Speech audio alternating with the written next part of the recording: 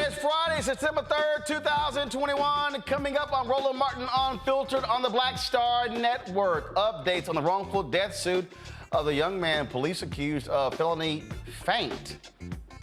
He died in police custody. In Chicago, a third city cop has been arrested this week on allegations of excessive force. A veteran officer is caught on video shoving a flashlight between a clothed teen's buttocks. Inmates in an Arkansas jail say they took the deworming drug ivermectin to treat COVID-19 and were not told about it. In Beverly Hills, a police task force arrested 106 people, all but one were black. According to a class action lawsuit, the task force targeted black people with harassment and arrest for low-level and even non-existent violations to keep them away from Rodeo Drive. The former Minnesota police officer who shot and killed Daunte Wright faces a more serious charge, and the other three cops in the death of George Floyd, they say, please no live streaming of our trial because some people will not testify. The South Carolina Supreme Court strikes down a city ordinance mandating masks for public school children just as the state struggles with a surge in school-related coronavirus cases. Also, updates on the R. Kelly trial. A woman testified that the singer paid her $200,000 to settle a lawsuit after giving her herpes. Also, President Joe Biden blamed the surging COVID-19 cases for the lackluster August jobs report, which saw an increase in black unemployment. Plus, in Alabama, the first African-American woman in the Birmingham School Board joins us tonight for our Education Matters segment. It is time to bring the funk on Roland Martin Unfiltered on the Black Star Network. Let's go. Whatever the miss, he's on it. Whatever it is, he's got the scoop, the fact, the find. And when it breaks, he's right on time and it's rolling. Best believe he's knowing. Putting it down from sports to news to politics. With entertainment just for kicks, he's rolling. It's on go, roll, y'all. It's Roland Martin, yeah. Rolling with Roland now. He's funk, he's fresh, he's real, the best, you know he's Roland Martin now.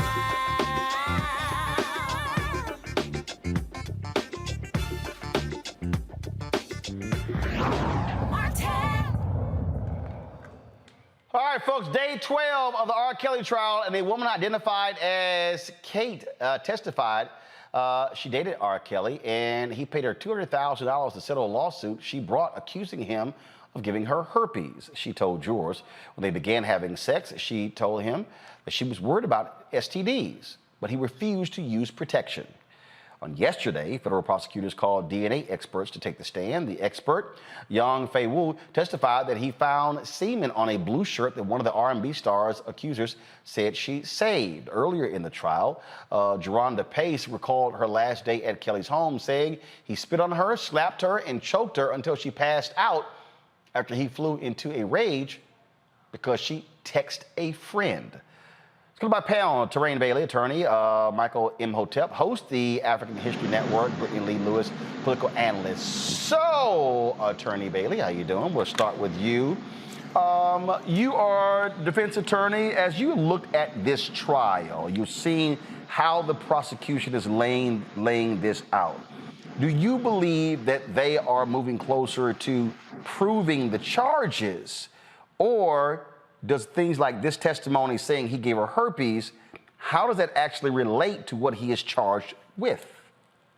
The testimony about R. Kelly not listening to the woman saying she wanted to use a condom goes to the issue of consent, which is the whole issue in this case regarding trafficking and the abuse of women, that he's not listening to women and that he is abusing them. So in many states, giving someone a sexually transmitted disease is grounds for a felony charge. So here, the prosecution is doing its job and laying the groundwork for a conviction here. What's interesting is how the defense attorneys are handling this information.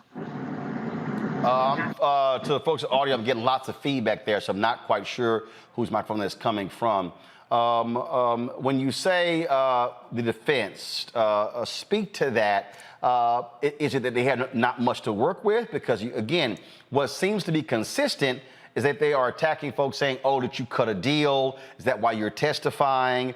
When a lot of the women who are testifying, they aren't charged with anything.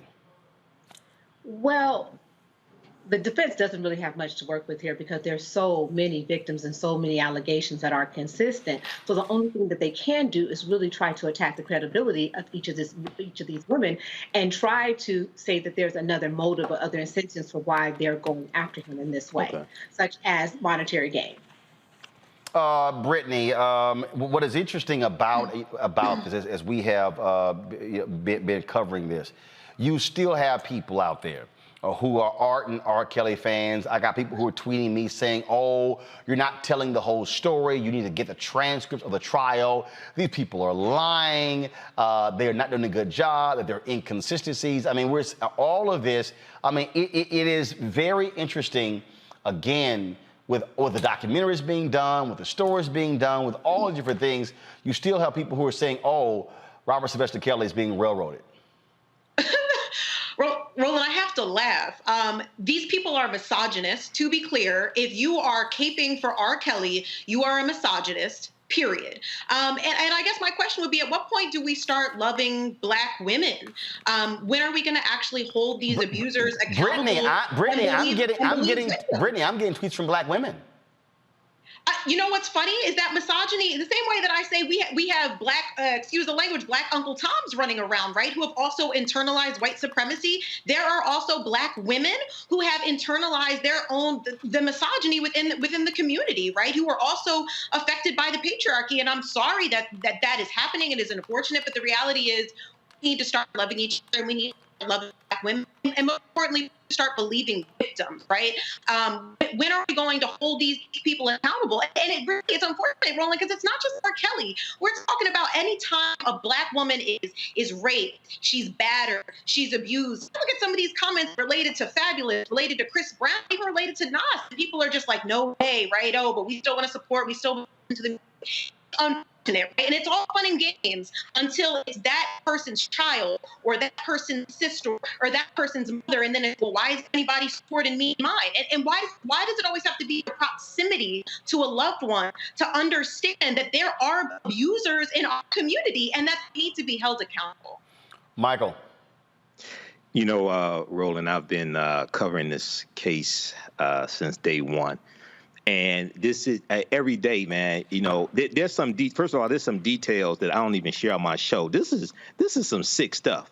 When you read the testimony, you know, Faith's father on day 10, the third woman who accused R. Kelly of exposing her to herpes, her name was Faith. She testified.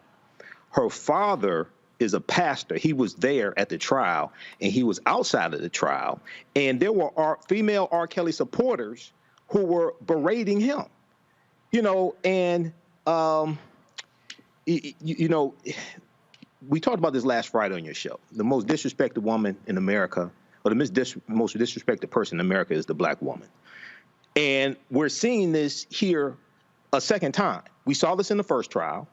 We see this again a second time here. And today, this woman who testified, she's the fourth woman.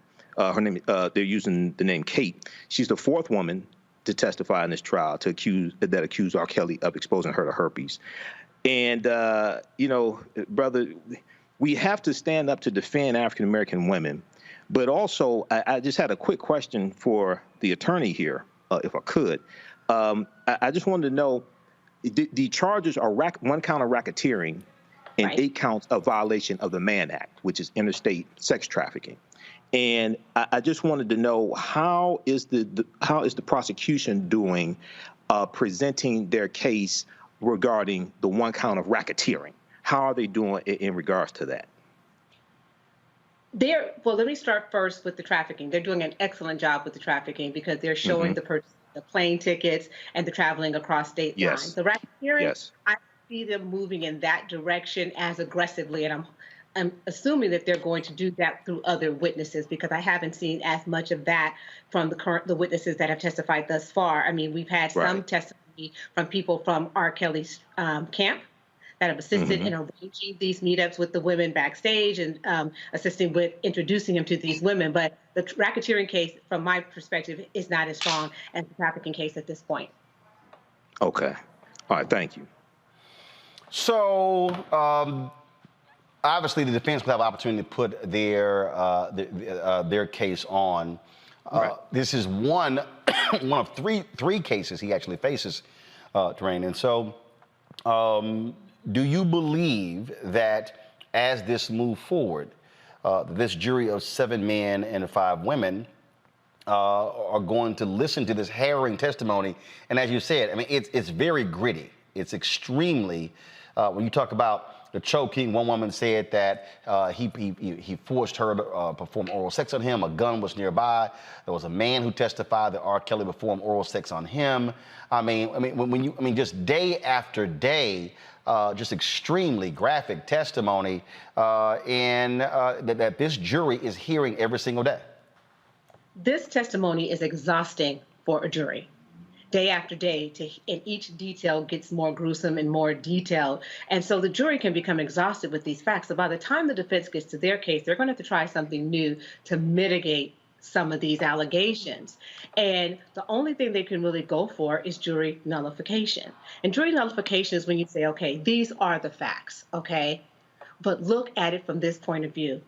These women, regardless of their age, consented to being initially involved with R. Kelly.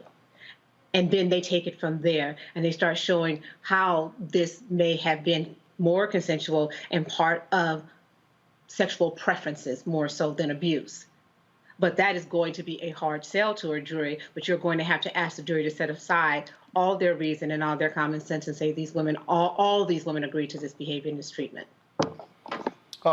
This is going to be, again, something we're going to continue to follow, and we certainly will see what happens next in this case, but it is just very significant with this level of testimony. Let's go to Minnesota, where after reviewing the case, the former Minnesota police officer who shot and killed Daunte Wright, they faces a more serious charge. Former Brooklyn Center officer Kimberly Potter was already facing a count of second-degree manslaughter. Thursday, Minnesota Attorney General Keith Ellison added an upgraded charge of first-degree manslaughter to the existing count of second-degree manslaughter. The officer shot Wright, who was unarmed, during a traffic stop. The incident was recorded on police body camera video on April 11th. Potter claims it was an accident, saying she thought she had a taser in her hand and not her service weapon when she pulled the trigger. What do you make, Terrain, what do you make of the aggressiveness of AG Keith Ellison? Obviously, a huge win for them with the conviction of the former cop who killed George Floyd.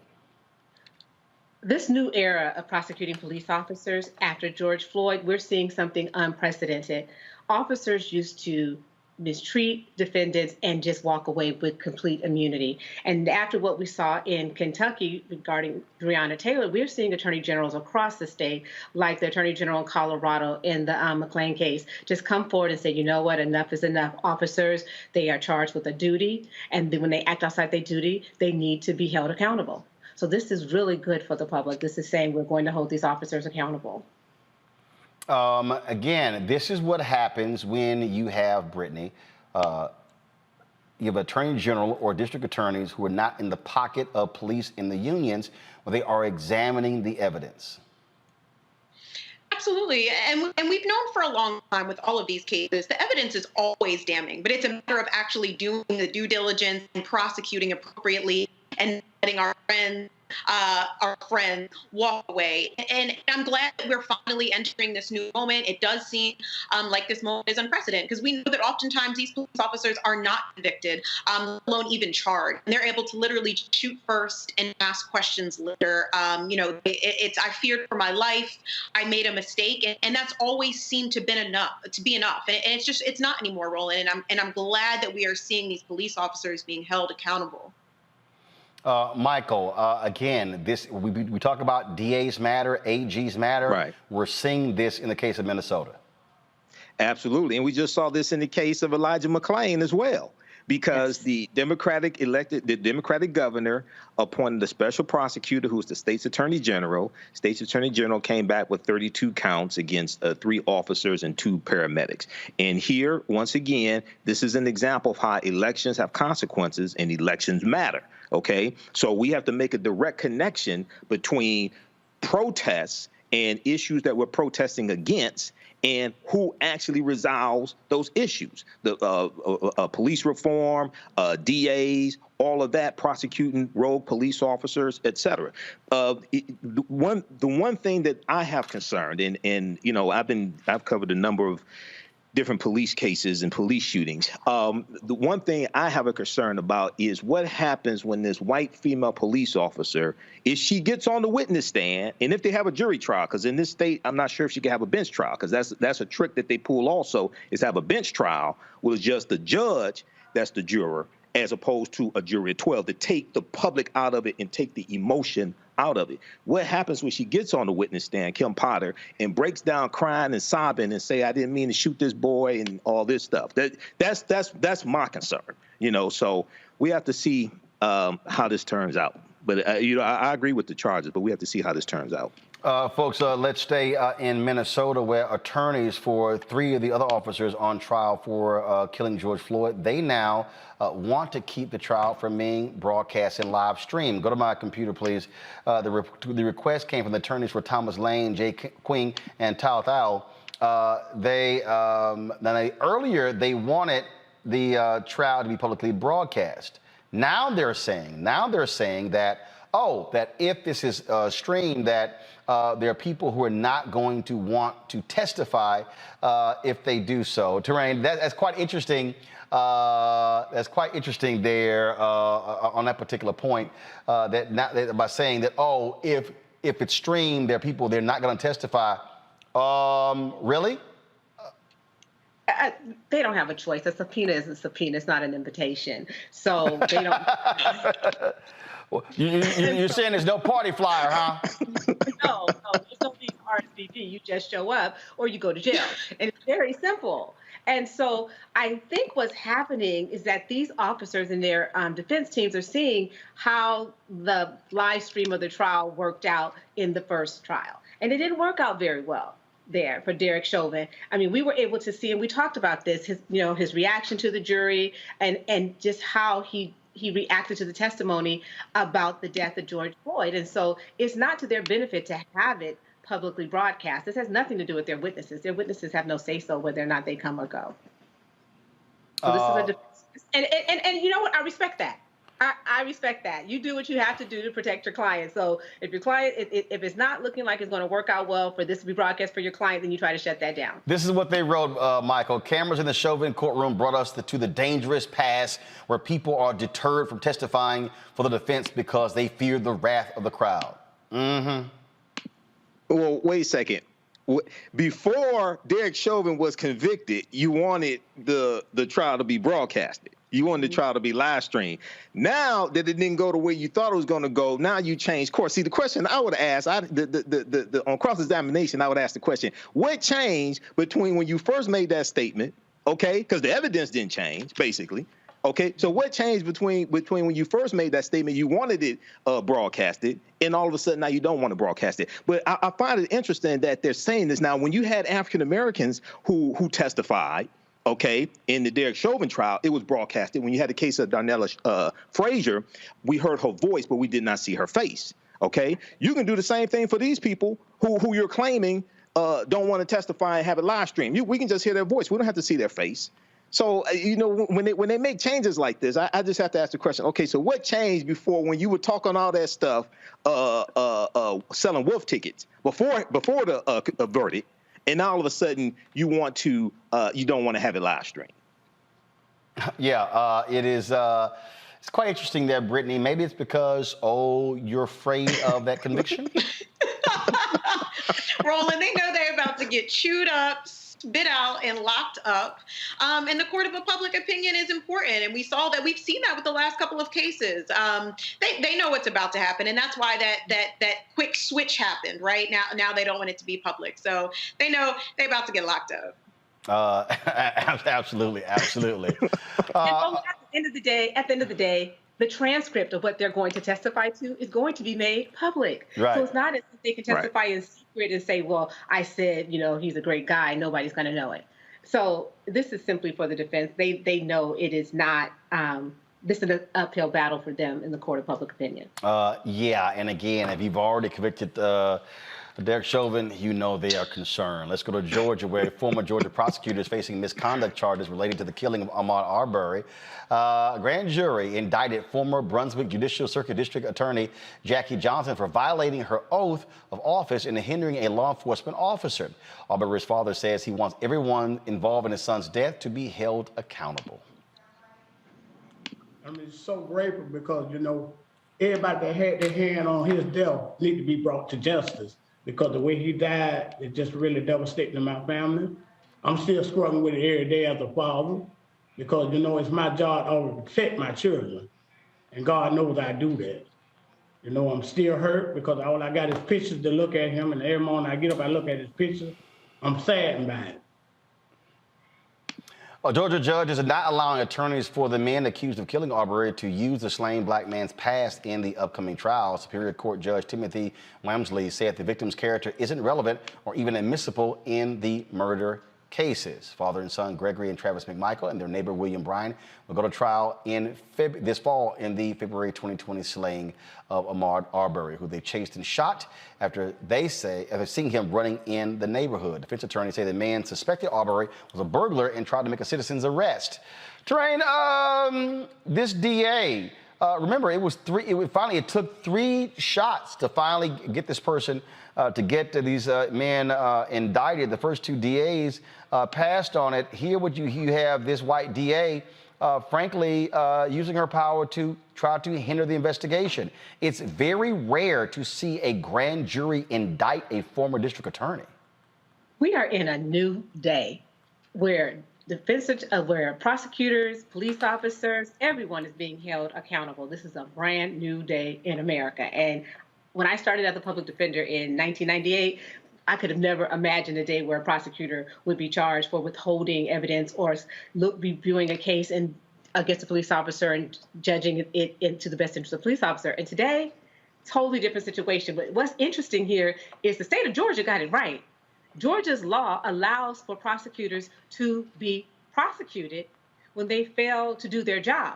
However, in Colorado, which we're really pleased about what's happening there with Elijah McClain, the DA in Adams County cannot be charged under the new Senate bill that the governor signed last year. So that DA is immune for anyone coming after him for refusing to prosecute those police officers and those first responders. So this is a good day in Georgia.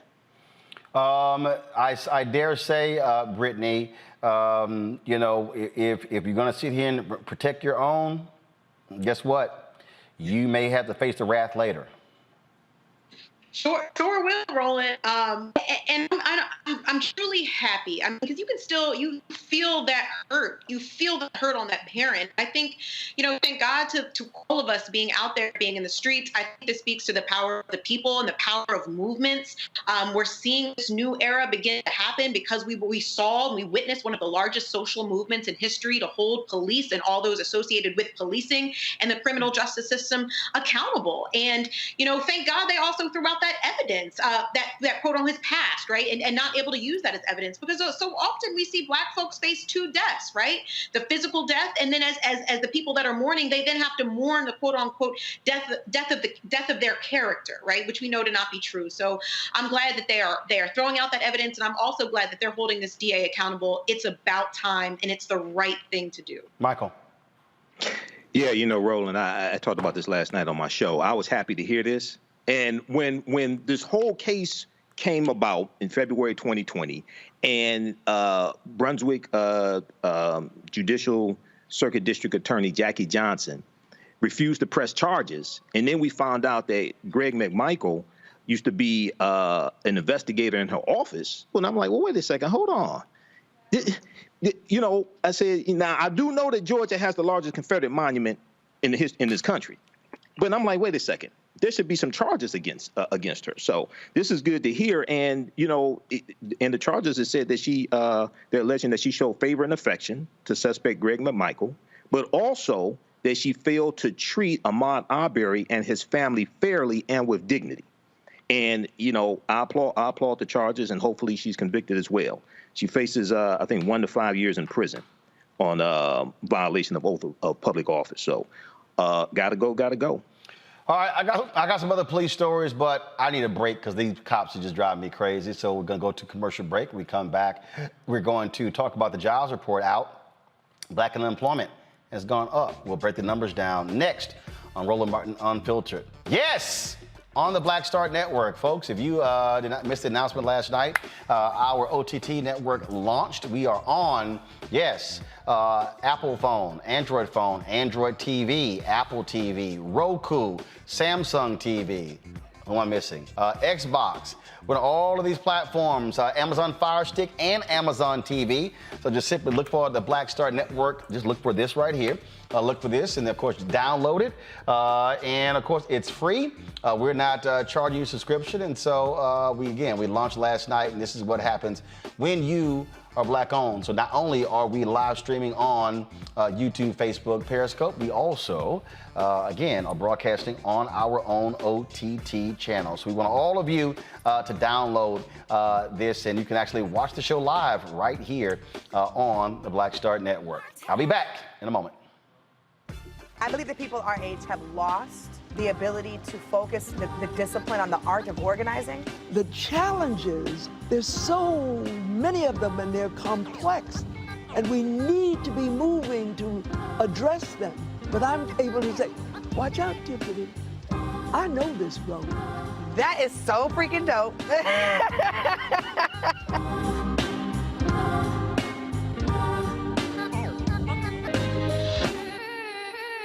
Floyd's death hopefully put another nail in the coffin of racism. You talk about awakening America. It led to a historic summer of protest. I hope our younger generation don't ever forget that nonviolence is soul force. Priceless.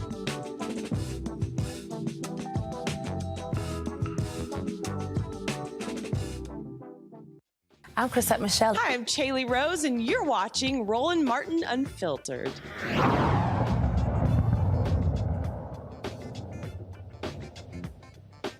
All right, folks, of course, first of the month, you always have the new job reports that come out, and the American economy slowed abruptly in August, adding only 235,000 jobs, vastly missing economists' expectation. It's the lowest numbers since January. President Joe Biden is urging Congress to pass his more than $4 trillion economic agenda to boost the sluggish job growth. No question the Delta variant is why today's job report isn't stronger. I know people were looking, and I was hoping for a higher number. What we've seen this year is a continued growth, month after month, in job creation. It's not just that I've added more jobs than any first-year president, in the first year of any president.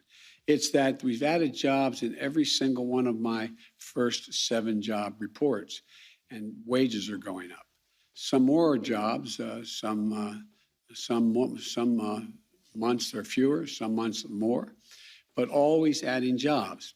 This is the kind of growth that makes our economy stronger and consistent progress, and not boom or bust.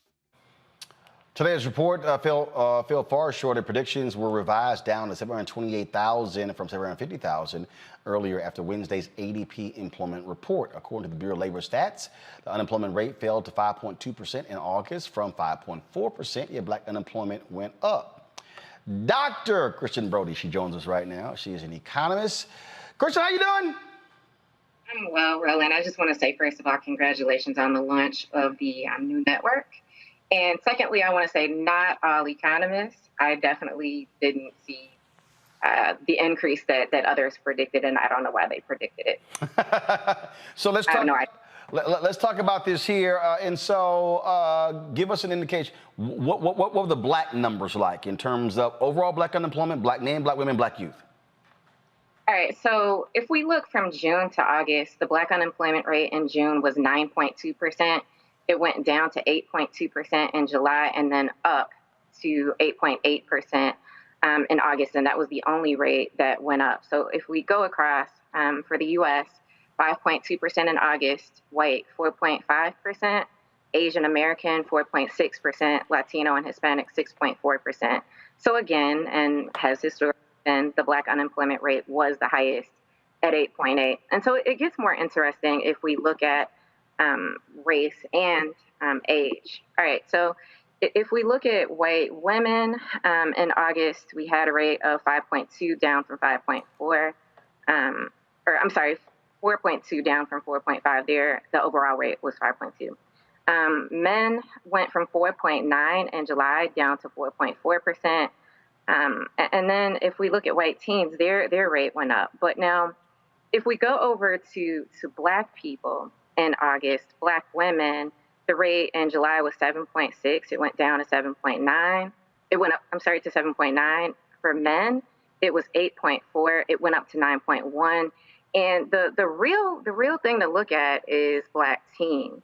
So their rate, I'm going to go back to June. It was 9.3%, and last month it went up to 13.3. Theirs was the only one that went up like that. And then for August, it went up to 17.9. And so over the 13-month period between August of 2020 and August of 2021, Black teens aged 16 to 19 had the highest average unemployment rate, 18.32%. So that's a group that we really need to be looking at. So what should look, these reports come out every single month. When you watch these different networks, people sort of lay out, a number of different things. What should we learn from this and know about this? So I think one of the things that hasn't really been talked about is the percentage of people that telework throughout the pandemic. So that's something that the Bureau of Labor Statistics started tracking in May of 2020. And so in August, 13.4% of those employed teleworked due to the pandemic. Of those workers, 12.4% were white, 11.2% were Black, 30.4% were Asian American. They've had very high rates of telework, and 7.9% were Hispanic or Latino. And so I think that's important, because Black and Hispanic workers are overrepresented in customer-facing jobs that are considered essential. So this is like cashiers or care workers, these customer-facing jobs that cannot be done remotely, and also put these workers at higher risk of getting COVID. All right, so what do you see in terms of, as we're now going into the fall and into the winter, what are you projecting for African Americans? It's not good. I think so. We had the eviction moratorium, which was really good, but the Supreme Court just rejected that. And we're also getting ready to see the end of unemployment benefits. And both of those things are really going to affect Black and Latino workers, particularly those who are low income. So we know that Black and Latino people have lower rates of getting the vaccine, and there are a number of reasons for that, which I've discussed on your show. They're more likely to get evicted. They have higher unemployment rates. They need the benefits more. So I have no idea why economists keep thinking that the story is getting better as the Delta variant spreads. We're coming into the winter season. This is the time where people need housing, they need benefits, and they need to be able to get back to work, have childcare, and have transportation. And we're just not doing enough to make sure that those things happen. Questions from my panelists. Brittany, first, your question for Dr. Brody. Sure. So I'm really curious about where Black women specifically are faring in all of this. So we talk a lot about, obviously, when white America has the cold, Black America has the flu, and I've obviously heard quite a bit about women specifically not being able to completely enter into the workforce because of a lot of the child rearing expectations and health, caring for children. So how do we make sense of the experiences of Black women right now? Yeah. So if we look at Black women over the 13-month period, their average unemployment rate was 8.97% compared to 5.35% for white women. And so we know that Black women are overrepresented in jobs like cashiers and these caretaking jobs that are, again, essential, but put them at risk of getting COVID, which then puts their family at risk of getting COVID. So Black women, as has been the case throughout history, have been taking care of this whole country. And we need to take care of them now. Question, Terrain, for Dr. Brody. Well, I just heard this morning that McDonald's in Oregon is starting to offer positions to youth as young as 14 years old. What impact is this economy and is this the job situation having on young people? And how far down are we willing to go to employ to get more employers into workplaces? So I think it's great that McDonald's is doing that. Also, Walmart just announced that it's increasing the wage for some of its workers by $1 an hour. But I think the important thing is thinking about, how do people get to work? Do they have transportation to get to the job? Do they know that the job exists? Because how do people find out about jobs? You find out on the internet. Do they have internet at home? Are they able to apply, right? I mean, are they sharing one computer that mom is trying to use for work and the kids are trying to use for school? And even if so, do they have enough money to be able to get to work even, right? So I think that it's great that companies are saying that they're trying to recruit workers and that they're raising their wages slightly, but I'm just not sure that it's enough in all cases. Let's see here, Michael. All right, Dr. Brody. So going over this and listening to the conversation here, so we saw that with African-American women, that we saw that hiring in retail and hospitality slowed down in this jobs report, so that explained a lot of the increase in unemployment for African-American women. What explained the increase in unemployment for African-American men? One, and two, how at the same time there are millions of available jobs right now. Okay, how do we navigate throughout this? All right, so I think it partially relates to travel, right? So if you think about traveling, when people travel, they're the people that work at the concessions at the airport. They're the people that load the bags onto the airplane. They're more likely to be men than women. We think about just all of the things that go into travel. Who cleans the hotel? Who is at the front desk of the hotel? Who drives the Uber or the cab to get you to the hotel? So we saw people really starting to travel when things opened up. Airlines said that people could sit in that middle seat. But then the Delta variant came and people started to cancel their travel plans. And so who does that affect? It affects all the people that I just mentioned. And with the unemployment benefits ending, we're seeing labor force participation starting to increase. People couldn't go to work because they didn't have childcare, couldn't afford it. But now they're being forced to. They've got to figure out what to do with their children. They've got to figure out how to get to work if possible. And so with more people entering and not being able to find a job, even if jobs exist, do the people that are looking for a job, do their skills match the jobs that are available? Can they get to those jobs? Do they know that the jobs exist?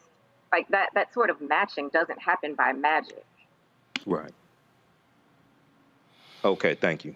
Well, it is certainly a whole lot to take in with these job numbers. We certainly appreciate breaking down. Unfortunately, when you watch these other networks, the black focus never actually happens, which is why we got to have our own. So otherwise, we wouldn't know any of these black numbers because they definitely don't talk about it on these other networks. Exactly right, Roland. So, okay, now we had our lower third that said Alabama A&M, but you got this Alcorn State shirt? Yeah, you know I went to Alcorn. I worked at Alabama A&M. I loved it. But undergrad Alcorn, grad Jackson State, got to represent. I'm just saying, okay, and so first of all, we got about 5 titles for you.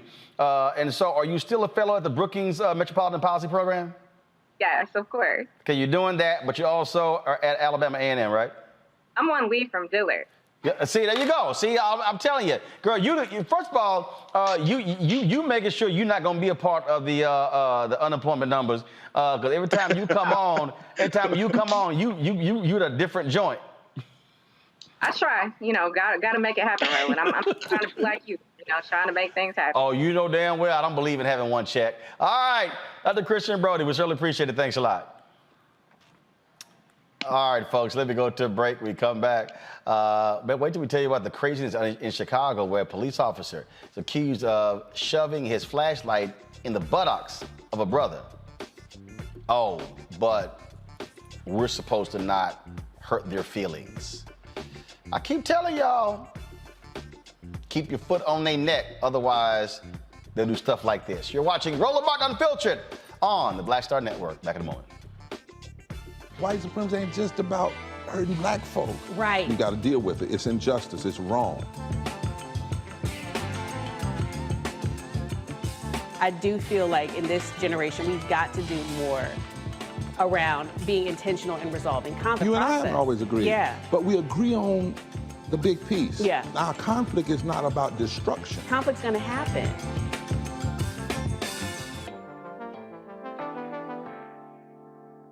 The same people who kept us in Afghanistan 18 years too long are criticizing our troops' heroic work to bring the endless war to its end. One of the largest airlifts in American history moved more than 140,000 to safety under the most difficult circumstances, a feat the press and the critics said could not be done, in a situation made more dangerous by Donald Trump. The fact is, Trump's team got rolled by the Taliban in their deal. Then Trump doubled down, ordering the release of 5,000 Taliban insurgents from prison, including the commander who led the attacks that toppled the government. American veterans backed this president in getting the U.S. out of Afghanistan. We honor our sisters and brothers lost to the cause, including 13 in the mission's final days. And we respect a commander-in-chief whose own son served alongside us, who had the fortitude to do what the past 3 presidents did not. He ended the endless war. Hey, I'm Cupid, the maker of the Cupid Shuffle and the Wham Dance. What's going on? This is Tobias Trevelyan. And if you're ready, you are listening to and you are watching Roland Martin Unfiltered.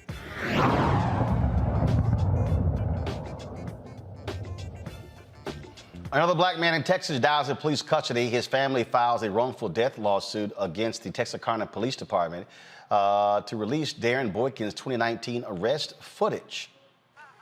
23-year-old Boykin was arrested because he was a suspect in a string of petty thefts in the area. He's arrested and put in the police car driven by Officer Jerica Weave.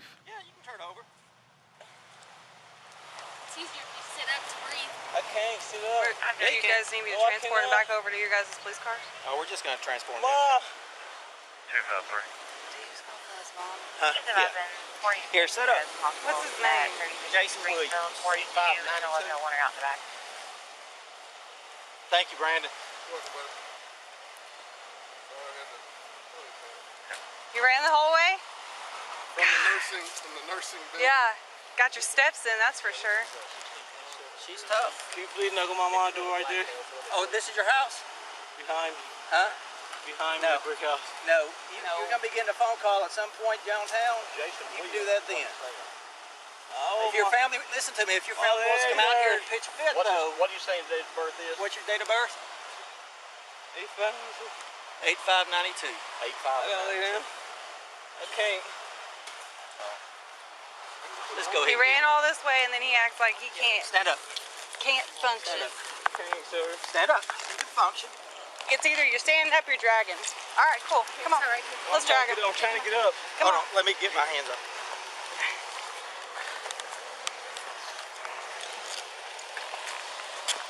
You want to put him in the backseat of mine? Or you got one over here? Can you, hey, can you push the unlock button on my driver's side?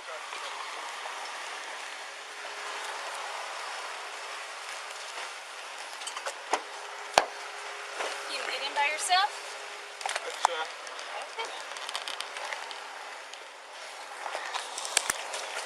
Hold on.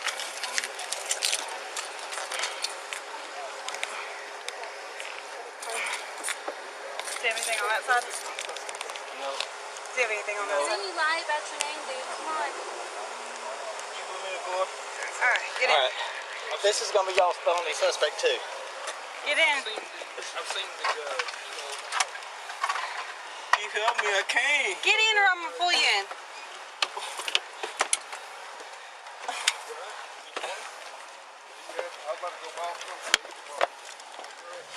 So, you good? During the 20-minute ride to the precinct, Boykin repeatedly tells Officer Jerica Weaver that he could not breathe. She believed he was doing what they call felony faint. It's not until Officer Weaver arrives at the police station she realizes something is wrong. The lawsuit accuses Officers Weaver and Brent Hobbs and Sergeant William Scott of violating Boykin's civil rights by being deliberately indifferent to a medical crisis, resulting in Boykin's death. An autopsy ruled that Boykin died of natural causes and notes complications of sickle cell trait. Terrain. You know, when your client tells you some of the things that the officers say to them when they're being arrested, you don't want to believe them. And that, I'm just being honest about that, right? Because you want to believe that the officers are acting in the best interest of everyone. But what the introduction of body cameras have done for policing is shown us the indifference that they have when they are interacting with suspects who are still citizens. And they still are responsible for caring for them and making sure that they are treated appropriately. I mean, they are innocent until proven guilty. But these officers are out on the street acting as judge, jury, and executioner. And when you watch this video and you watch it all the way through the car ride, he's trying to tell her he can't breathe. And she doesn't even take the time to pull over to check on him. And she is so surprised when she finds out, when she tries to get him out the car when she gets to the station. So the charges against her are appropriate. And like I said, this is a new day. That if you recall, when we first started talking about introducing body cameras and having officers wear them, officers were initially turning them off, forgetting to have them on at all. And now there's so many states that have laws that make it illegal and can charge officers with crimes for not having their body cameras on, because this is showing us what's really happening on the street, the complete indifference and the taunting of these individuals who are still people with rights. So this video is incredibly upsetting, but the right thing is happening here in Texarkana. It is very hard to look at this, Brittany, and the reality is this here. You know, he's dead, and the man is telling you, but now they create felony feint. Felony feint. Roland, I mean, it's every week, per usual. I'm disgusted, I'm disappointed, but I am never surprised. This is a constant and ongoing reality with policing and dealing with those who are sworn to protect and serve. And we know that the police, they're not serving us. They're not serving people of color. They're not serving working class folks. You know, they serve the ruling class and they protect property, not life. You know, as the report said, they were deliberately indifferent to a medical crisis. And how many times do we see police being deliberately indifferent? And it doesn't matter if it's someone who's been identified or classified as a criminal, or if it's someone that's a young sweet boy and violinist like Elijah McCain. We're not viewed as humans, right? Just by virtue of having black skin, we are not viewed as humans. And I always say this, but if this is what policing is, we do not need it. I'm really tired just in general of the entire concept of policing as it has existed and evolved, because it's not fair, it's not equitable, it's classist, it's racist. And we all know that getting arrested shouldn't be a death sentence, even if someone is involved in petty theft. Again, thinking about why someone is involved in petty theft, right? And doing what they need to do to survive because they've been historically marginalized and not provided equal access. You don't stop crime by bloating police budgets and hiring more officers. You stop crime by providing access to resources and distribution of money and opportunities, right? And we know that the people who are doing the most serious of crimes never see time behind bars, or very rarely do anyway. You know, it is just very difficult when to have to keep doing these stories, Michael. I mean, how hard is it? How hard is it if a prisoner is if someone is detained, if they are handcuffed and they're complaining, I cannot breathe, to pull over and double check? Exactly, but see, that's what you do when you think that you're dealing with somebody who's a human being. That's what you do when you have. That's what you do when you have somebody who, even though you suspect them of a crime, you still have compassion for their humanity. Okay, here in this situation, it appears, and I haven't read all the details on it, but on the surface, it appears they had no compassion for his humanity and it just deemed him as being guilty. Okay, and not even respecting his humanity when he's telling them numerous times that he can't breathe. Then they use felony feint. I haven't heard this term before, felony feint. Now, I've heard excited delirium, because that's what they tried to say that Elijah McClain died of. Excited delirium, which is the same thing they tried to say that George Floyd died of. But all three of them were fine before police started messing with them.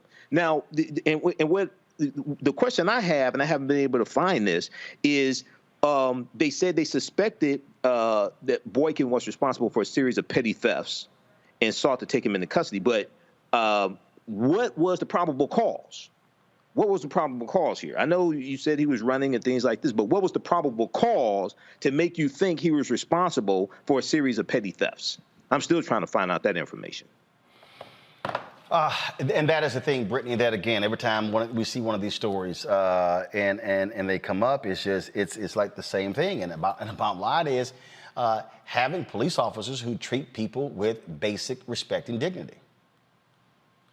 I mean, and that's the problem, Roland, that they don't. They literally do not view us as human. And again, I mean, as the historian, just going back to the earliest iterations and forms of policing, it was that we weren't human, right? It was that we were property, and it was to catch us and return us back to the owners of the property, right? And we truly haven't strayed very far from that. And again, we continue to see that policing is not grounded in protecting and serving. It is not grounded. It's certainly not grounded in protecting and serving Black and brown people, impoverished people. It's oftentimes to protect the ruling class and to protect property, which is why we've seen several times the National Guard being mobilized, right, when property is damaged, but we certainly don't see any type of care whatsoever when Black bodies are dying in custody.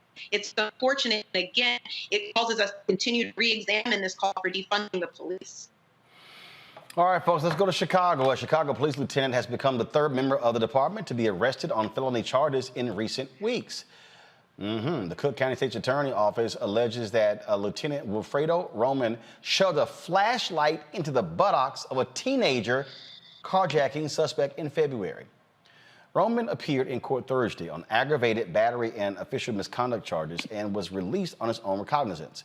Earlier this week, 2 other officers were arrested in connection with another incident on similar charges. You know, Terrain, I don't recall seeing a statement from the Fraternal Order of Police on this one. But here's the other deal. Where's the body camera footage? Exactly. Right. Exactly. Right. Where is the cam footage? Because if you read the story, the officer's attorney says it was a spanking. Come on, this was just a spanking. First of all, why is the cop spanking somebody? Hold on, I'm sorry, hold up. Hold up. If it's a spanking, that's called assault. That is called an assault. But what is incredible to me, it goes back to what Brittany was saying. They don't see us as humans, Black and brown skin, as being human. And so they're going to spank you like a child. If you're a young man, they're going to just stick a baton in your rear and say, oh, it's okay because he had a coat on. There's no justification for this. That's an assault. Entering someone's rectum, whether it is an attempted entry or it's an actual entry, that is assault, and it's a sexual assault. That's what we haven't gotten to yet. And they're trying to soft shoe it, but there was no rhyme and no reason. And I'm wondering, where is the body cam footage? What is the justification for doing this? Because nothing about this alleged carjacking suspect indicates that he needed to be searched in his rectum with a flashlight. Shades of Abner Louima, Michael. Absolutely. And, you know, reading the story here, it says the incident was captured on an officer's body camera. And so I want to know where the body camera footage is, since it was captured. But then the officer's lawyer says that there was no injury to the teen as he was clothed and wearing a coat during the alleged incident. But still, it's like you don't have to actually steal something out of somebody's house. Just breaking into the house is a crime. You don't actually have to like steal something out of the house. So, you know, this officer needs to be held accountable. I want to see the statement from the Fraternal Order of Police. I know they're going to put one out eventually. So, you know, this is a crazy case, man, out of Chicago. But this is an example why these officers have to be held accountable, and they need to release this body camera footage as well. So this is another crazy story, man. But at the same time, with these various cases taking place, people who want, at the same time, many of us are going to have to apply to these police departments and be the type of officers that we want to see as well. As they weed out people like this, as they weed out these white supremacist officers, things like this, many of us are going to have to apply to these departments and be the type of police officers who serve and protect that we want to see also. Well, it is absolutely crazy when you see these stories. In California, the Beverly Hills Police Department is hit with a lawsuit claiming its officers arrest black people disproportionately. The complaint centers on the police department's Operation Safe Streets initiative. The suit claims that between March 2020 and July 2021, the task force made 106 arrests, 105 of them black. Beverly Hills Police Department issued a statement which that says the following: the women and men of BHPD take an oath to protect human life and enforce the law, regardless of race. Any violation of this pledge is contrary to the values of this department. We take all concerns regarding the conduct of our officers very seriously. That's it. I mean, I'm just saying, Police Chief Dominic Rivetti of Terrain, 106 people arrested, 105 black. Boy, I don't know if you. That's a hell of a ratio. So, if you recall, in 1992, at the start of the riots in Los Angeles, the officers didn't swarm to South Central, where the majority of the destruction and the violence was happening against people in our community. They swarmed to the west side of Los Angeles, and they pretty much laid a boundary protecting Beverly Hills and that west side of Los Angeles. And they wouldn't let people cross over into there because they wanted to protect those stores and protect that property. The same thing is happening here. They see people of color and they assume that we can't afford to be there. They assume that we're there to commit crimes. And they have these task force out there that have these alleged probable cause for stopping people and these petty offenses when there are people committing real crimes. And it's just outrageous. And so it goes back to that point about officers being there to protect and to serve. Who are there to protect? Who are they there to protect and to serve? And it doesn't feel like it's us. And I've said repeatedly that this is going to continue until we require that police officers live in the communities that they serve. Mm-hmm. Because as long as they continue to come into our communities and police us, then it's as if they're at war with our community. And that's what's happening across the nation. Brittany. I need an explanation, because that wasn't it. Like that really was not it. And I think this goes back to the comment that I always make when we talk about policing, and just echoing the comments earlier. This is about protecting property and protecting the white and wealthy. It's never been about protecting. They are not interested in protecting black and brown community members. We know that in inner city communities, it takes the police 3 times longer to arrive. It is not about protecting us. It is not about protecting the working class. They care about protecting property and the white and the wealthy. It's the policing, literally, when we think about Rodeo Drive, it's the policing of what they believe should be a whites-only area. And we may remove the signs that say white only, but quite frankly, we know that there are certain spaces that they solely do not want us. There's no other way to explain this. Clearly, they can't even begin to explain it, right? The statement that they put out doesn't make any sense and doesn't explain why this would happen, because it's not explainable. And I wonder at what point we are really going to continue to consider policing, as it exists, because it is not for us. Yeah, listen to that statement. I'm sitting there going, really? That's the best y'all can do, Michael? That's when you know you've been had. Right. They can't say anything else without incriminating themselves. So they put out that blanket statement, okay, and they just hope this case blows over. But you got Benjamin Crump and Attorney Bradley Gage, who filed this class action lawsuit. And what's interesting is Attorney Gage told the Washington Post that 2% of the residents of Beverly Hills are black, but almost 100% of the rest are black. That's a pretty clear indication something's wrong. So they can't defend this. 105 out of 106. Okay, but so this goes to implicit bias. This goes to racial profiling probably as well. But the attorney here on the panel, Attorney Terrain, hit on something that I talked about in the previous segment. And we've talked about this before. Police have to live in the communities that they police. They have to come from those communities, because when you do that, and this is why I said, at the end of the day, many of us are going to have to apply to the police department and become the type of officers that we want to see, and who serve and protect, who come from those communities, who are their protected communities, not come from outside, who are there to occupy the community and see those people as subhuman. Okay, so I'm glad this lawsuit is being filed, and this is a number of significant lawsuits that Benjamin Crump has filed in the past couple of months. One against Johnson & Johnson, dealing with baby powder, and them targeting African American women, marketing the Johnson baby powder to African American women after it was linked to cancer.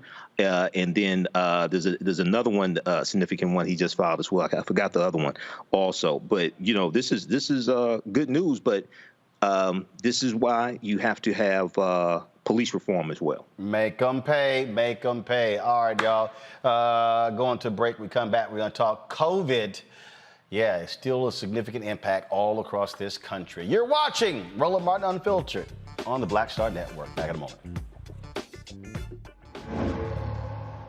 All right, so a lot of y'all are always asking me about some of the pocket squares that I wear. Now, Robert don't have one on. Now, I don't particularly like the white pocket squares. I don't like even the silk ones. And so I was reading GQ magazine a number of years ago, and I saw this guy who had this pocket square here, and it looks like a flower. This is called a shibori pocket square. This is how the Japanese manipulate the fabric to create this sort of flower effect. So I'm going to take it out and then place it in my hand so you see what it looks like. And I said, man, this is pretty cool. And so I tracked down, it took me a year to find a company that did it. And so they make these about 47 different colors. And so I love them because, again, as men, we don't have many accessories to wear, so we don't have many options. And so this is really a pretty cool pocket square. Now, what I love about this here is you saw when it's in the pocket, it gives you that flower effect like that. But if I wanted to also, unlike because if I flip it and turn it over, it actually gives me a different type of texture.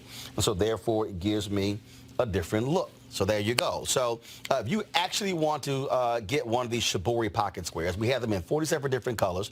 All you got to do is go to RolandSMartin.com/pocket squares. So it's RolandSMartin.com/pocket squares. All you got to do is go to my website, and you can actually get this. Now, for those of you who are members of our Bring the Funk fan club, there's a discount for you to get our pocket squares. That's why you also got to be a part of our Bring the Funk fan club. And so that's what we want you to do. And so it's pretty cool. So if you want to jazz your look up, you can do that. In addition, y'all see me with some of the feather pocket squares. My sister, who's a designer, she actually makes these. They're all custom made. So when you also go to the website, you can also order one of the customized feather pocket squares right there at RolandSMartin.com/pocket squares. So please do so. And of course, it goes to support the show. And again, if you're a Bring the Funk fan club member, you get a discount. This is why you should join the fan club. I'm Bill Duke. This is Diala Riddle, and you're watching Roland Martin Unfiltered. Stay woke.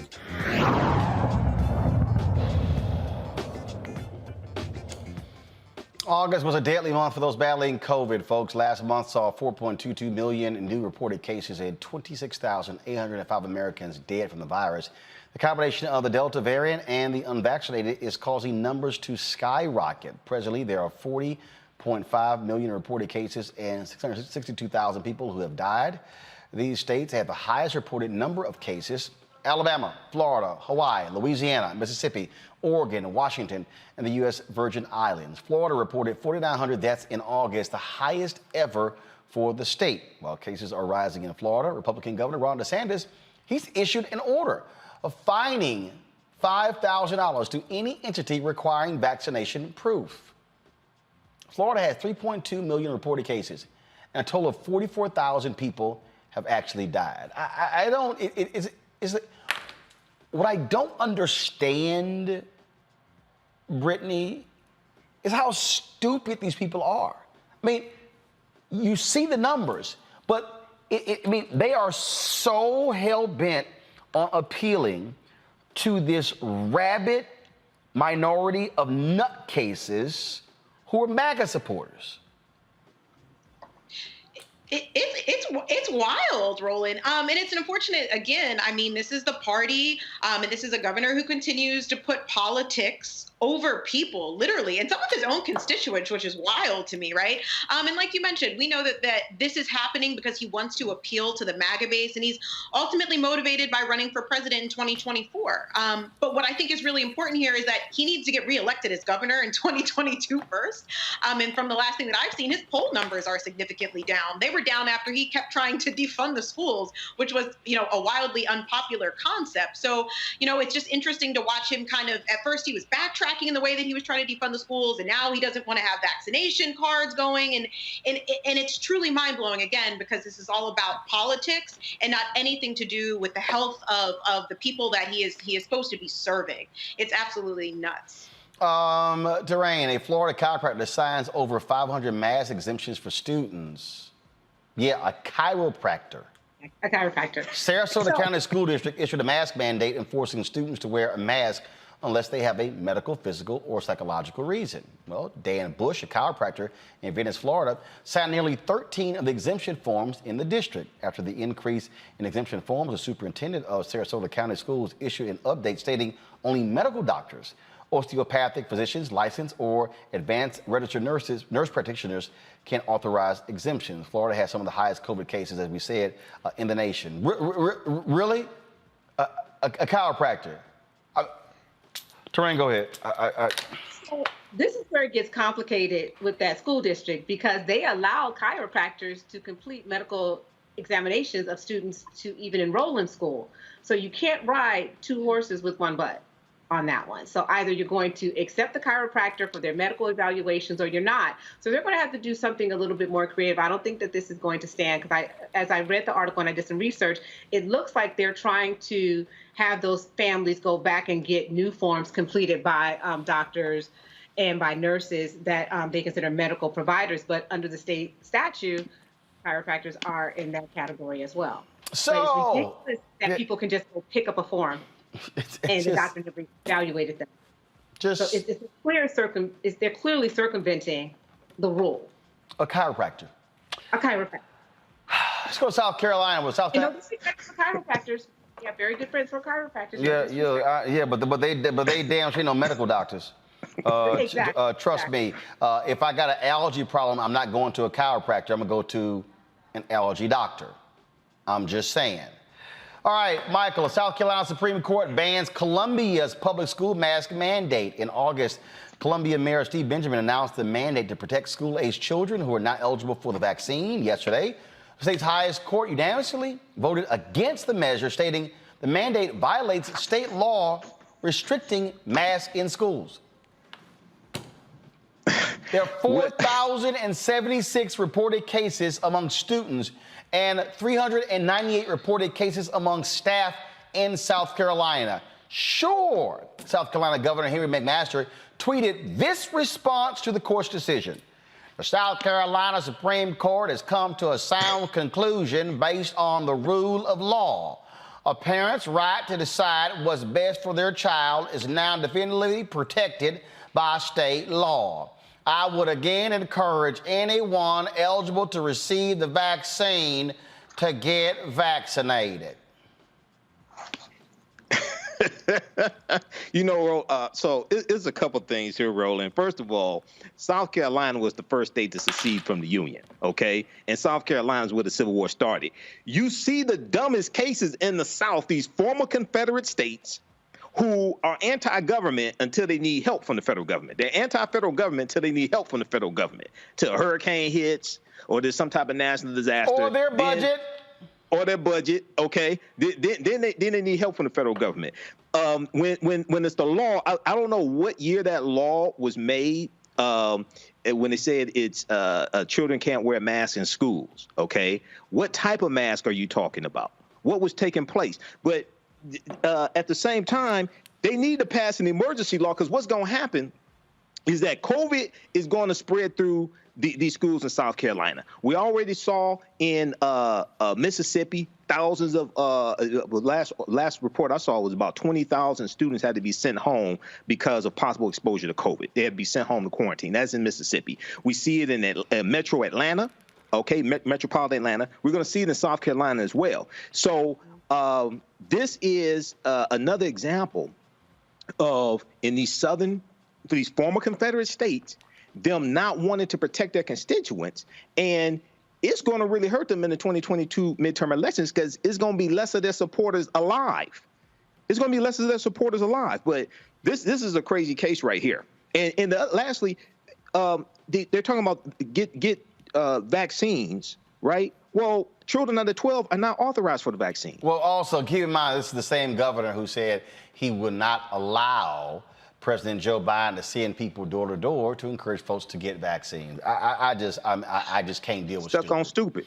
Can't deal Stuck on with stupid. I can't deal with stupid. All right, y'all. Speaking of stupid, let's go to Arkansas, where inmates claim they were unknowingly given the anti-parasitic drug ivermectin for COVID infections. Now, the inmates, ivermectin, The inmates believe they were used as guinea pigs to see how the drug worked on humans. They say officials did not disclose what medications they would be taking. Now, jail officials say the inmates were aware and ivermectin administered voluntarily. Man, first of all, y'all, what is ivermectin? It's an anti-parasitic agent used in small doses to treat and prevent parasite infestations in humans like, head lice, scabs, mites, river blindness. Got it. Y'all actually buying that? The drug is commonly used in horses and cows for parasite infections like heartworms. Yeah. Animal, yeah. I ain't buying that one, Terrain. No, they knew. Hey, come on now. Come on. In fact, the doctor was administering it. He ain't tell nobody. What's interesting is that the company that the jail was relying on, there's a financial incentive here. The first time I heard about this drug was when I used to own a horse, and we needed to use that medication for my animal, but not for humans. And when Arkansas is one of the states that has a prisoner's bill of rights and has an inmate handbook, so that the inmates and their rights are outlined for them, and they have the right to be told what they're given. This is truly very reminiscent of the Tuskegee experiment, where you give someone something, you say, okay, let's see what's happening. But according to the officials there, they said they've been using this drug to treat COVID in their jail since 2020. And we're just now learning about it. So I know the ACLU is looking into that to see how many inmates have been given that drug and whether or not they were fully informed about what it was and fully gave their consent. But this is ridiculous. I mean, everyone from top to bottom that has any type of credibility is saying, do not use this drug. This is akin to giving someone bleach for COVID. I mean, the stupidity level with COVID is beyond belief here. Brittany? Yeah, I mean, it's unfortunate. It's as if these inmates, are not humans, right? It's as soon as you get tied up in the criminal justice system, your humanity is completely removed. And it does seem reminiscent of the Tuskegee experiment, but it's also reminiscent of just in general America's history on testing on those that they deem as less than human. I mean, our current, several things within our medical system exist today because of tests put on people that were deemed less than human. I wish I could say I'm surprised they got a great lawsuit on their case, on their hands. Yeah, I think so, Michael.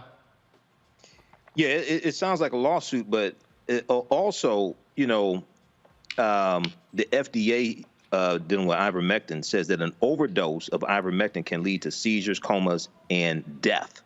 Well, that's the CDC that said that. So I wonder, in treating this, using this in the jail, and without notifying the inmates that they were using this, did anybody die?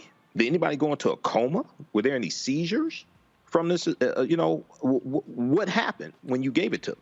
To my understanding, no, but thank goodness. Yeah. Thank goodness. So this is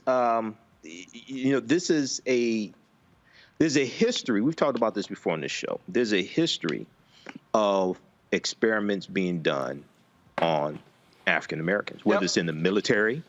Whether it's going back during slavery with J. Marion Sims, who was known as the father of modern gynecology, and experiments he did on enslaved African women without anesthesia.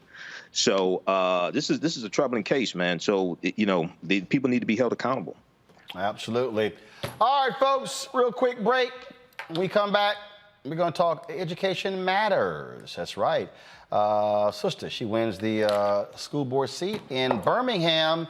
That's a city they are not too particularly pleased with charter schools. Yeah, but she beat an incumbent. We'll talk about education in the Black Belt in Alabama next on Roland Martin Unfiltered on the Black Star Network. When you study the music, you get Black history by default. And so no other craft could carry as many words as rap music. I try to intertwine that and make that create whatever I'm supposed to send out to the universe. A rapper, for the longest period of time has gone through phases. I love the word. I hate what it's become, and to this generation, the way they visualize it. Its narrative kind of like has gotten away and spun away from, I guess, the ascension of Black people.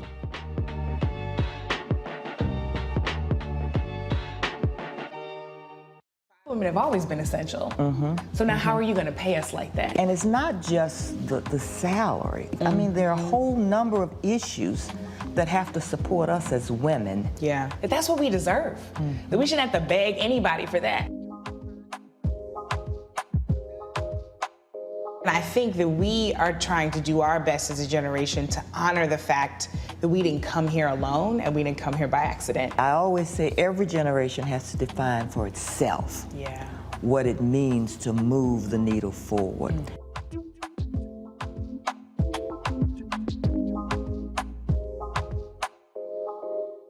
Hey everybody, it's your man Fred Hammond. I'm Deion Cole, and you're watching Roland Martin Unfiltered. Stay woke.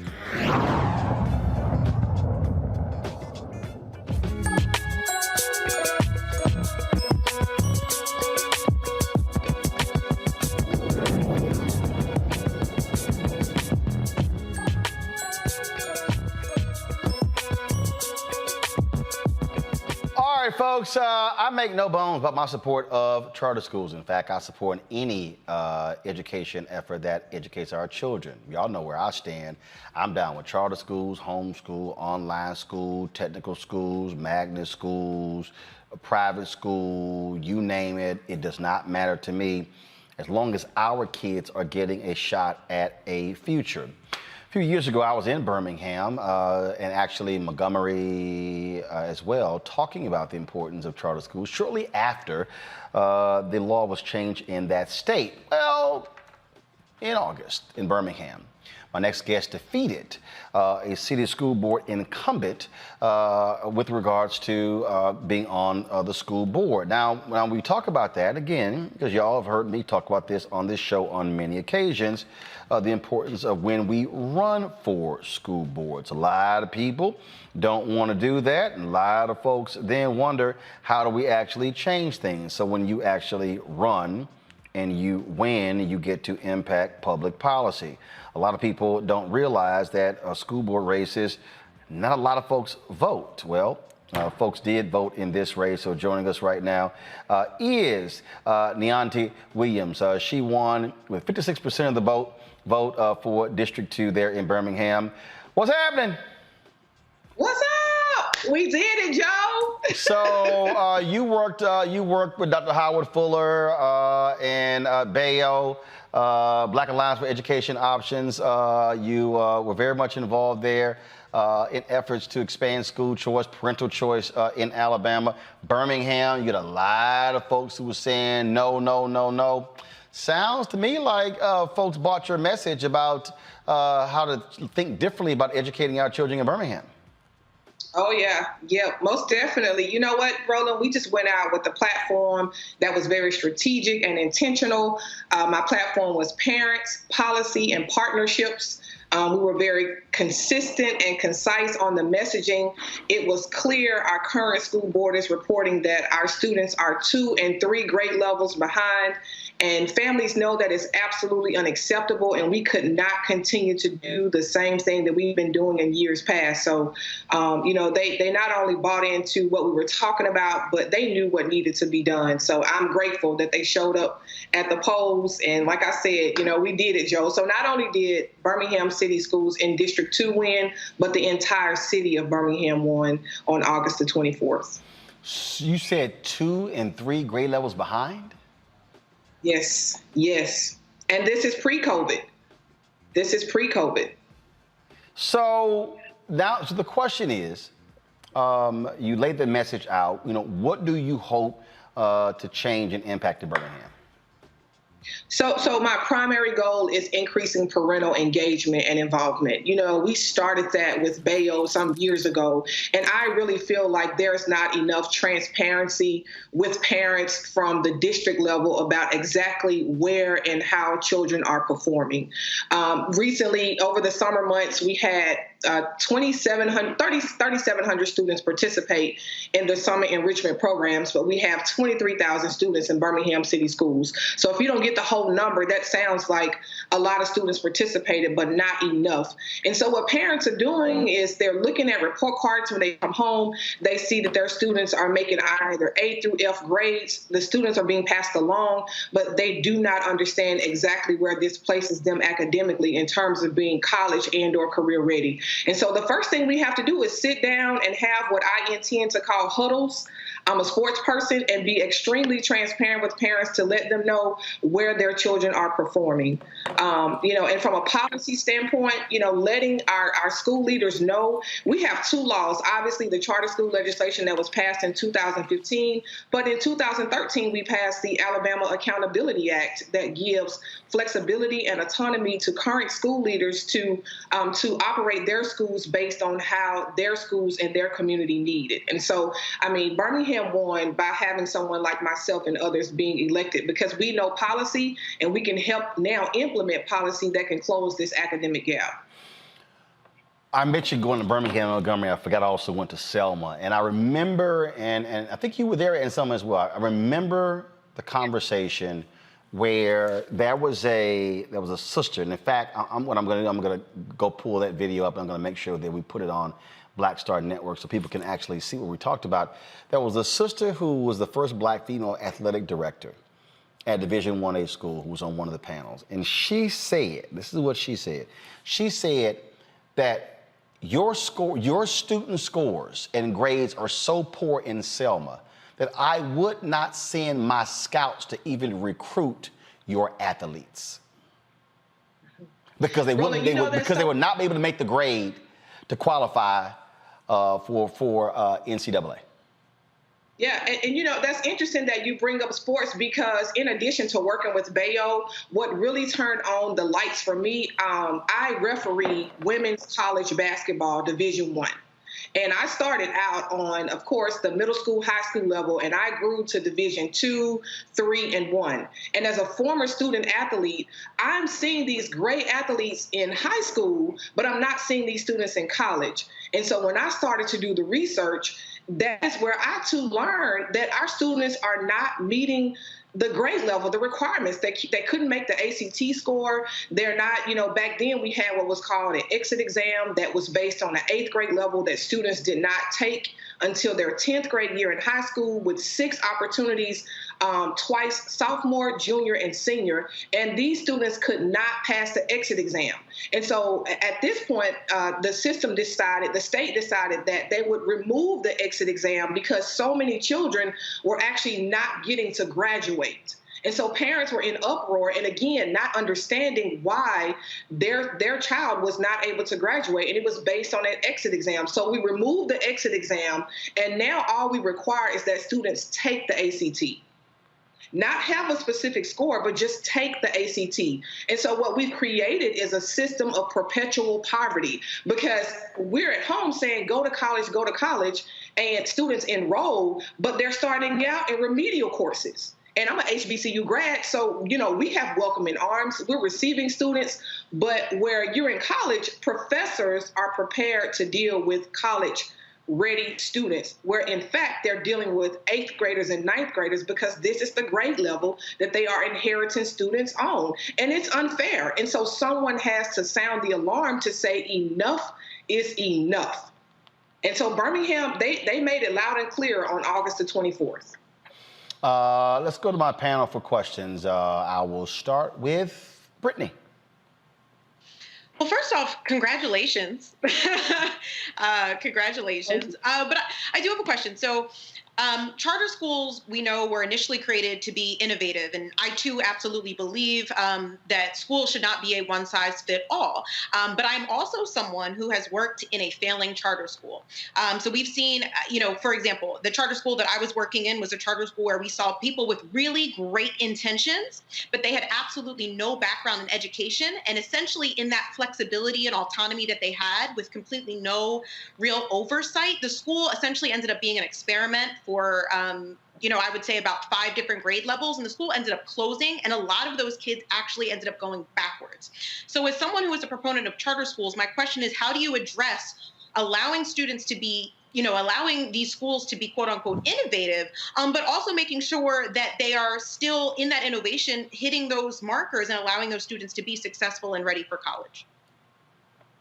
So Alabama law, like many of the other states, we were the 43rd state to pass charter school legislation. So we had 42 other states to look at. When you look at the national statistics, they're telling us that our charter school law is the best law. Probably because we are the last state to institute the law. But when we talk about the level of accountability, the biggest thing is making certain that we only bring quality schools or allow quality schools to come to the state of Alabama.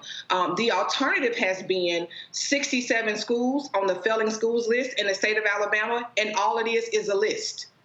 And so when parents don't have a choice, they don't have an option. And so they have to send those children to those schools. We have to have some other alternatives.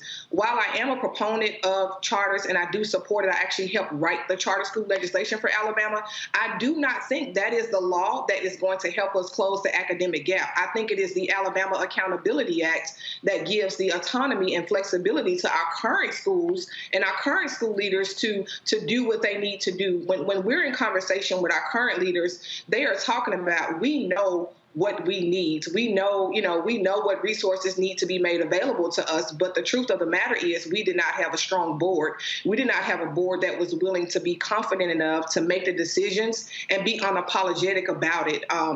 There's a mass exodus leaving the city of Birmingham and Birmingham city schools. And so in order for us to be in sync, we have to do something. So, I think that holding that high level of accountability for charters is extremely important, but we have to hold that high level of accountability for our traditional public school system as well. And here's my whole deal. I don't believe in having janky charter schools. If they ain't doing the job, shut their asses down. But I believe the exact same thing with traditional schools. Again, see, I think that for me, Michael, is the problem whenever we have this conversation. I ain't down for no failure. And one of the things that I've tried to do is I've traveled the country, and Daunte was there. This is exactly what I said. I said, we need to be ensuring, and you know this from some of the jacked up ass schools in Detroit. We need to be ensured. No, I'm serious. I said we need to be, and also the jacked up efforts by Betsy DeVos and others when it came to charters. This is what I have preached, literally, in Selma, in Montgomery, in Birmingham, Atlanta, New Orleans, Chicago, Memphis, Philadelphia, in Colorado, all around the country. I've said we need to be ensuring that when a charter school, before a charter school opens, before they open, sound board, sound management, sound curriculum, and all of that. I said properly vet them so they are set up for success the day they open, as opposed to these fly-by-night con artists who are trying to make a quick buck. Michael, go ahead. Yeah, and we've seen a lot of that here in Detroit also with charter schools. Some successful, some. Hell, yeah, but you see some con artists with traditional schools. Oh yeah, I agree with that. I mean, folks who are in prison right now for embezzling millions of dollars. But go ahead. Right. Well, criminals usually go to where the money is. So, I agree with that. It's on both sides. It's on both sides. And Clueless Betsy DeVos was from the state of Michigan as well. Okay. Just so people who don't know that know that. We knew about her long before she became Secretary of Miseducation under Trump. But for Daunte Williams, one, congratulations on your win. Two, I'm sure your swords of Delta Sigma Theta are proud of you. But the question I had is, with all the challenges that are taking place in the state of Alabama as far as education, we know they have one of the lowest. They rate low when it comes to educational attainment as well in the nation. For this school year, what is it that you want to see implemented to try to start turning things around? We know we're not going to solve all the problems in one school year, but for this particular school year, what do you want to see implemented to start making progress and reversing these trends that we're talking about? Yeah, so it goes back to me to parents. Like, I think that is the large. I've been a parent advocate for a very long time, and it's like too often things have been done for us and not with us. And so when I say us, I'm speaking about the community and those that are most impacted by it. And so we have got to bring parents on board. That's the only way that we can. I think what it would take 4 years to do, we can do in 2 years if we are honest with our parents, if we are intentional and create opportunities. We have leaders that will say, well, we want parents to come to the school. We want parents to be involved.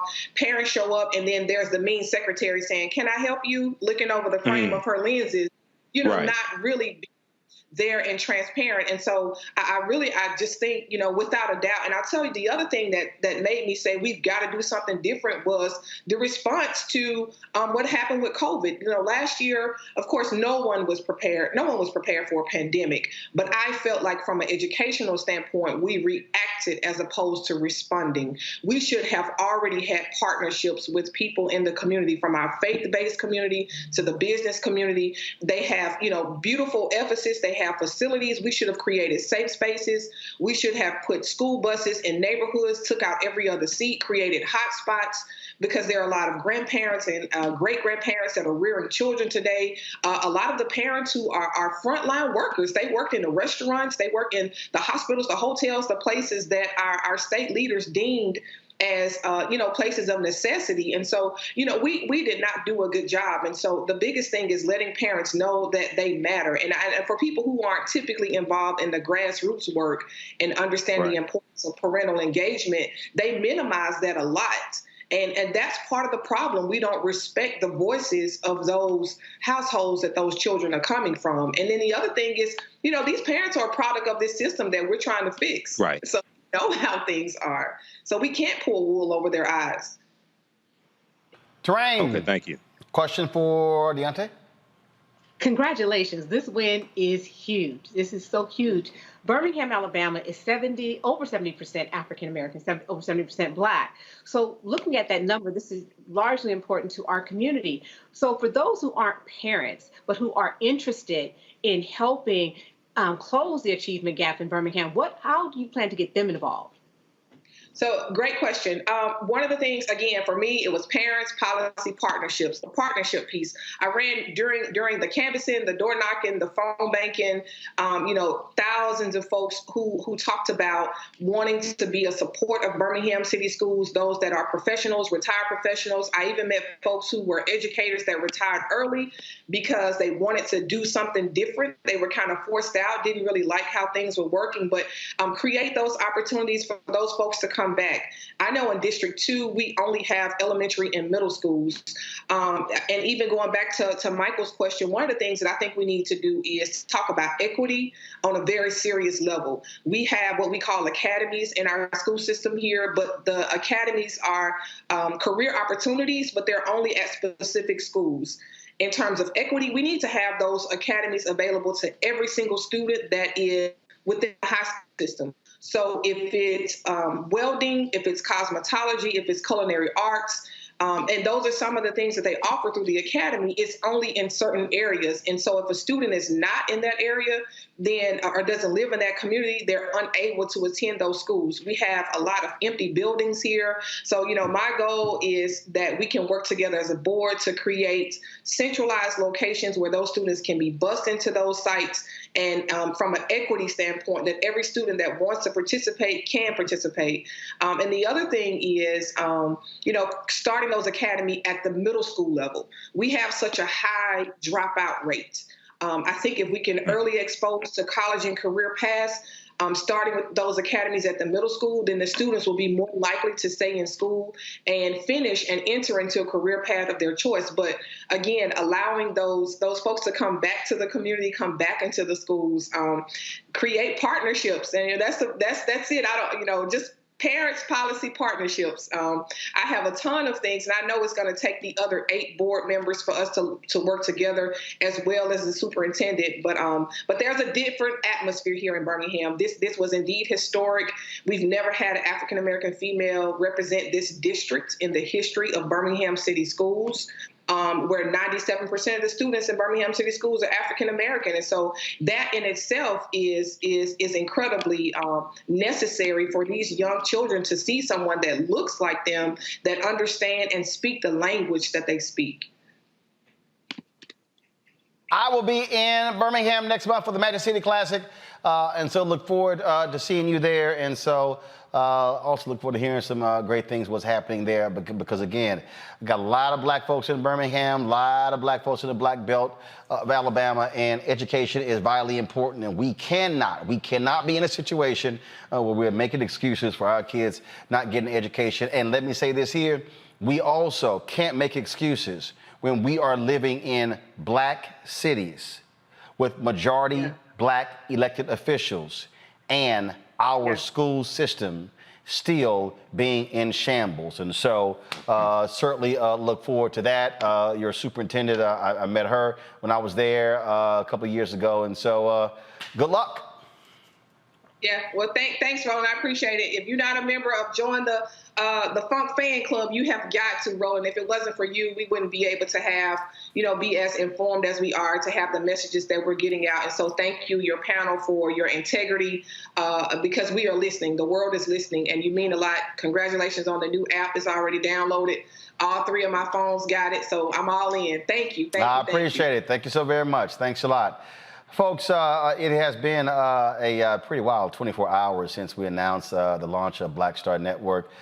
Folks have been, so what happens is, I get alerts on my phone when every person who joins. And so literally I'm sitting here and I'm just scrolling up, and all these different people are sitting here. You see the announcement of folks who joining, and we certainly appreciate that. And so here are the platforms that we are on. And so as we said, we are on Apple TV, Android TV. We're on Amazon Fire Stick, Amazon TV. We are on, drop the little, there we go. We are on Samsung Smart TV, Xbox, Roku, all of those platforms downloaded to your phone as well. You can see the show on the app as well. We still live streaming on YouTube, on Facebook, on Instagram as well. Then, of course, we have our social media. We're on all social media platforms. Let's show that, please. You can catch us on Twitter. Catch us on Instagram, Facebook as well. I have not set up I think we're also on TikTok too. So we're on all of those different platforms. And so, it has been quite the busy 24 hours. And hopefully next week, Terrain, Brittany, and Michael, I will then be able to unveil, folks, our studio when we got it completely done. Our set piece is going to be constructed next week. Green screen is already in here. We're going to finish the set here, hang all the black art that we have up in here, and all the LED lights. And we got a lot of stuff we got to do. Y'all gonna have a great Labor Day weekend. Let's see here, Brittany, what are your plans? That's a great question. Just spending some quality time with my folks, for real. Barbecuing, chilling. Hold up, you barbecuing or somebody else barbecuing? Oh, somebody else's barbecuing. Oh, yeah, I thought so. I enjoy myself. Yeah, I thought so. All right, Michael. Well, Roland, I'm teaching 2 online classes dealing with history this weekend. One on Saturday dealing with understanding the transatlantic slave trade, and Sunday dealing with history from the end of the Civil War through 1968. So people can visit my website, AfricanHistoryNetwork.com, for more information. But That's what I'm doing this weekend, and I'm taking Monday off. I'm not doing my radio show Monday, so I'm going to try to get as much sleep as I can because I am sleep deprived. Terrain, what you doing? Trying to enjoy these last few days of summer, like Brittany, catching up with some much-needed barbecue and some family fun and friends. All right, well, I ain't going no damn where. I'm playing golf this weekend, relaxing. We don't have a live show on Monday, which is Labor Day, because it's Labor Day. But we of course, are going to be, I'll be leaving for Nashville on Tuesday, so I'll be broadcasting Roland Martin Unfiltered from Nashville on Tuesday. Of course, I'm scholar in residence at Fisk University. I'll be giving my first lecture at Fisk on Wednesday. And so I'll be broadcasting from there on Tuesday and Wednesday. And so look forward to that. And also interacting with the students, faculty, and staff at Fisk and having some of those students. See, let me explain to y'all what we do. So I don't play games when it comes to when I go places. I put folks through the paces. And so the students at Fisk will be helping me with the show, and they're going to be learning real time how to actually do production and broadcast a show. And so y'all better get ready because I don't play. Other people, they teach. Oh, we teach, but we teach you for real. And so we'll look forward to Professor Uncle Roro dropping on the campus and just letting y'all know I don't play. Just letting y'all know I'm giving you a heads up. If y'all want to support our Bring the Funk fan club, please do so. Every dollar you give goes to support the show. We've had some fantastic support. Man, the last 24 hours, folks, we're giving. Again, every dollar you give goes to support what we do. Cash App is $RM Unfiltered. That's right. Venmo is @ RM Unfiltered. You have PayPal is R Martin Unfiltered. Zelle is Roland at RolandSMartin.com. Roland at RolandMartinUnfiltered.com. No, we have created accounts on the other apps for Black Star Network, but if you want to support Black Star Network, you keep giving to these accounts right here. There is a Cash App that is $ Black Star Network. That is not us. That is not us. It was created September 2020. That is not us. So if you want to support this show and Black Star Network, you give to Cash App at $RM Unfiltered. PayPal, R Martin Unfiltered. Venmo at RM Unfiltered. Zelle, Roland at RolandSMartin.com. Roland at RolandMartinUnfiltered.com. And we have, let's see here. I'm going to see if I can read this real quick. Shout out to Tommy Williams, Billy Buck, Farah, Deborah Elaine, Corey Jackson, Tanisha, Daryl Lavelle, Kevin Lindquist, Willie Jackson, Jordan McBride, Ronald McGee, Clarissa Lane, Deborah Montgomery, Monica, George Hamilton, Cassandra Galloway, James McBride, Ned Murray, Marquise Reed, Sherry Ruffin, Tim Roddy, Alicia Benjamin, let's see here, Rob Parlow, Michael Addison, Barbara Foster, Otis Lasky, Landria Jordan, Sharna Washington, Tania Williams, Katura Jones, Angela Wilkerson, Brown Strickland, Alan Brown, Joan Warren, Effie Coley, Michaela Harris, Anthony Lawson, Larnell Farmer, Dana Washington, Corey Brown, Anthony Mosley, Darren McCatney again, Curtis Rhodes, Jay Earl, Robert Brown, Ronald Pierce, Drum Agurs, Kenneth Leonard Martin, Deborah Joshua, Otis Parker, Evelyn Wesley, Chancellor Jenkins, Jamel Thomas, Marla, Darcel Creighton, Courtney Thurman, Shafar Flowers, Wade LeGrand, James McBride, Esther, Derek Levette, Tony Briones, Hanua Fareed, Katrina Smith, Charles Square, Jeffrey Carter, Bougie, Tina, Carolyn Battle, Barbara Robinson, Hope Cromartie, Joyce Jackson Lott, Azaline Jones, Lorena Hayes, Denise Coleman, B. Nicole, Katrina McWashington, Brian Jones, Elena Baltimore, all of y'all who have contributed to the show in the past 72 hours. We always end the show running the list of our members of the Bring the Funk fan club. That's what we got right there. You don't see your name, send us an email, we'll get you on the list. Folks, I'll see y'all on Tuesday. Have a fantastic Labor Day weekend. Mask up, wash your hands, sanitizer. Also, practice social distancing. We want you to stay safe and get your vaccine if you have not. I'll see y'all on Tuesday. I also shout out to Black Brilliance for the t-shirt. I appreciate it. Holla!